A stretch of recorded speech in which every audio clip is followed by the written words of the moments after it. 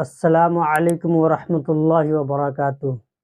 मेरे अज़ीज़ साथियों, जैसा कि आपको पता है कि शिहाब भाई जो केरला से मक्का पैदल हज के लिए निकले हैं, अब भी उनका सफ़र जारी है।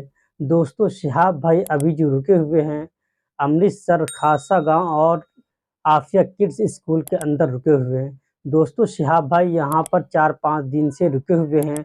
यहाँ पर से कोई भी अपडेट नहीं आ रही थी, लेकिन एक बहुत बड़ी खबर निकल कर आ रही है जो पाकिस्तान गवर्नमेंट की तरफ से है। पाकिस्तान गवर्नमेंट ने शिहाब भाई को वीज़ा देने से इनकार कर दिया है। तो दोस्तों, इस बात को लेकर जो लुधियाना के शाही इमाम हैं क्या बोले हैं, आप पहले इसको सुन लें। रहमानुर्रहीम। शुरू करता हूँ अल्लाह ताला के नाम से जो बड़ा मेहरबान और निहायती रहम करने वाला है। तो मैं बड़ी ज़िम्मेदारी के साथ लुधियाना की जामा मस्जिद से आप लोगों को ये बताना चाहता हूँ कि शहाब चतुर साहब बड़ी ही इखलास से, मेहनत से, मोहब्बतों के साथ मक्का मुकरमा पैदल यात्रा करना चाह रहे हैं और वो 3000 किलोमीटर 123 दिन में चल के वाघा के करीब खासा जो है वो पहुँच चुके हैं। लेकिन पाकिस्तान की जो सरकार है, शहबाज शरीफ की जो सरकार है और पाकिस्तान के जो भारत में राजदूत हैं आफ्ताब हसन खान, उन्होंने इस हज यात्री को धोखा दे दिया। मैं समझता हूँ ये धोखा इसलिए दिया गया ताकि ये पहली दफ़ा भारत से कोई बंदा पैदल हज के लिए जा रहा है तो पड़ोसी मुल्क की सरकार के पेट में शायद ये भी दर्द हो गया कि एक भारतीय मुसलमान पैदल हज यात्रा पे जा रहा है और पूरी दुनिया के देश जो हैं उसको देख रहे हैं। शहाब भाई ने बजाते खुद किसी को कुछ नहीं बताया अभी तक। मैं अब तक, क्योंकि वो पंजाब, हम लोग पंजाब के रहने वाले हैं, भारतीय पंजाब के, और मैं उनसे अब तक 3-4 दफ़ा मिल चुका हूँ। मैंने पूरी बात जो उनसे मालूम की है, सारे डॉक्यूमेंट्स मैंने उनसे लिए हैं। तो ये बात बड़ी हैरत की खुल के सामने आई कि आप ये देखिए कि भारत सरकार ने और हमारी जितनी राज्य सरकारें हैं, जो हमारे सूबाई गवर्नमेंट्स हैं, जहाँ जहाँ से शहाब चतुर पैदल गुजरे हैं, हमारी सरकारों ने उनको प्रोटोकॉल भी दिया और सारे धर्मों के लोगों ने उनका जगह जगह स्वागत किया है। और पाकिस्तान जो ढिंडोरा पीटता है कि मैं इस्लाम का आलमबरदार हूँ, हम तो जी पूरी दुनिया में इस्लाम के मानने वालों के साथ चलने वाले हैं, उन्होंने शहाब चतुर को आज से 8 महीने पहले कहा कि आप यात्रा शुरू करें, आप जब वाघा के पास पहुंचेंगे तब वीज़ा देंगे। उन्होंने कहा अभी वीज़ा दे दो, तो इन्होंने कहा कि वीज़े की अवधि 3 महीने होती है। अगर आपको अभी वीज़ा दे देंगे तो 3 महीने तो आपने भारत में ही पैदल चलना है, तो जब आप वाघा के पास पहुंच जाओगे तो आपको वीज़ा दे देंगे। जो यूट्यूबर्स ये समझ रहे हैं और लोगों को ये गलत जानकारी दे रहे हैं कि सिक्योरिटी का मसला है, सिक्योरिटी के प्रबंध हो रहे हैं, कोई सिक्योरिटी का मसला नहीं है, कोई ऐसे प्रबंधों का मसला नहीं है, कोई उसके साथ कोई और आदमी वीज़ा लेने के लिए जाना नहीं चाहता। सीधा सीधा मसला ये है कि वो पाकिस्तान का जो एम्बेसडर है भारत के अंदर, उनकी नीयत में खोट आ गया। जब ये आदमी 3000 किलोमीटर का सफ़र तय करने के बाद यहाँ तक पहुँच गया है तो उनको ये दिल के अंदर बात आ गई कि नहीं, इसको पाकिस्तान का वीज़ा जो है वो नहीं देना चाहिए। पाकिस्तान सरकार ने शहाब चतुर को अभी तक पाकिस्तान का वीज़ा ही नहीं दिया है जी।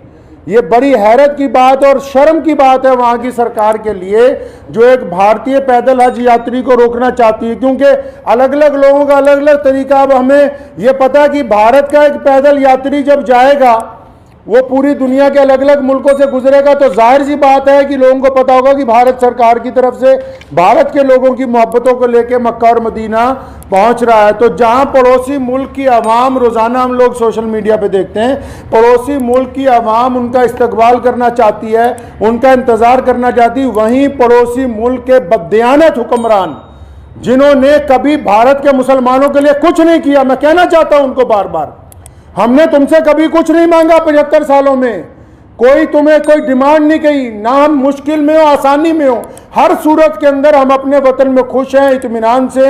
हमने तमाम चीज़ों का मुकाबला बजाते खुद किया। 75 साल में एक चीज़ मांगी, एक आदमी के लिए वीज़ा, एक पैदल मुसलमान के लिए वीज़ा जिसने चल के मक्का मुकरमा जाना है। तुम एक मुसलमान को पैदल गुजरने की जगह नहीं अपने मुल्क में से दे सकते। तुम किस काम की तुम हुकूमत चला रहे हो कि हम इस्लाम के नाम पे हुकूमत चला रहे हैं? अफसोस है जो इस्लाम का नाम लेके वहां की हुकूमत बार बार कहती है कि हम इस्लाम का नाम लेके हुकूमत चला रहे हैं, इनके दिलों के अंदर खोट भरा हुआ है। अगर भारत के खिलाफ कोई बात करनी हो, अभी पाकिस्तान का सारा मीडिया चिल्लाने लगेगा। आज 15 दिन हो गए शहाब चतुर को आहिस्ता आहिस्ता चलते हुए, 15 दिन हो गए एक जगह पर रुके हुए। पाकिस्तान का जो खरीदार मीडिया वो भी चुप है, बोलने के लिए तैयार नहीं कि हमारा जो हाई कमिश्नर है वो बदमाशी कर रहा है एक मुसलमान के साथ। मैं ये कहना चाहता हूं, उनकी सरकार को भी कहना चाहता हूं, पाकिस्तान की सरकार को भी और वहां के हाई कमिश्नर को भी, कि अगर आपके दिमाग में ये गलत फहमी है कि शहाब चतुर साहब को तुम वीज़ा नहीं दोगे तो भारत का ये पैदल यात्री मक्का नहीं पहुंच सकेगा, तो आप अपने दिमाग में से इस गलत फहमी को बिल्कुल निकाल दीजिए। दोस्तों, जैसा कि आपने सुन लिया कि शाही इमाम शहाब भाई के मुतालिक सारी डिटेल में आपको बता रहे थे। दोस्तों, शहाब भाई को जो बताया गया था पाकिस्तान की ओर से कि आप अपना सफ़र जारी करें और जब बाघा बॉर्डर के करीब जब आप आएंगे तो मैं आपको वीज़ा दे दूंगा, क्योंकि पाकिस्तान गवर्नमेंट का कहना था कि मैं आपको अभी तो वीज़ा दे दूंगा, लेकिन वीज़ा का जो वैलिडिटी होगी वो 3 महीने का होगा। लेकिन जब आप केरला से निकलेंगे तो आपको इंडिया में ही 3 महीने गुजर जाएगा, तो आपका वीज़ा कैंसिल हो सकता है। तो इसलिए जब आप वाघा बॉर्डर की तरफ आ जाएँ तो मैं आपको वीज़ा दे दूँगा, फिर आप वहाँ से अपना सफ़र शुरू कर देंगे। लेकिन पाकिस्तान गवर्नमेंट ने वीज़ा देने से इनकार कर दिया। अभी तक कोई भी अपडेट नहीं आ रही है कि वो पाकिस्तान गवर्नमेंट उनको वीज़ा देंगे या नहीं देंगे।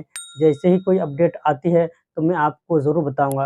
दोस्तों, पाकिस्तान गवर्नमेंट ने शहाब भाई के साथ बहुत बड़ा धोखा दिया।